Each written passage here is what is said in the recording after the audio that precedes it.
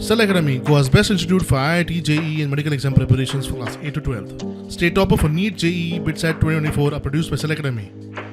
Admissions are now open for class 8 to 12 at our study centers in Margao, Vasco and Prudent. Book your seat today. Limited seats available. The National Green Tribunal Western Zone Bench has intensified its scrutiny into sand mining approvals in Goa, imposing a 50,000 rupees fine on the Goa Coastal Zone Management Authority for repeated delays in filing its response. The tribunal highlighted significant procedural irregularity in how these clearances were issued, while the Goa State Environment Impact Assessment Authority argued that ECs were granted based on the standard forms. The NGT noted that the procedure for projects in coastal regulation zones appeared to have been bypassed.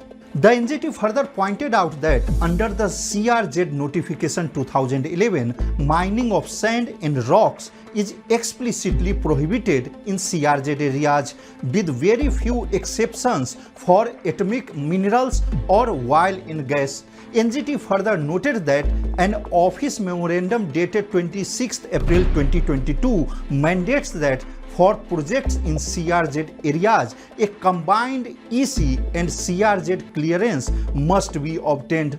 The NGT has further noted that the project proponent is required to get a recommendation from the GCZMA before the Environment Impact Assessment Authority can even consider granting an EC, a step the tribunal found was not followed in this case.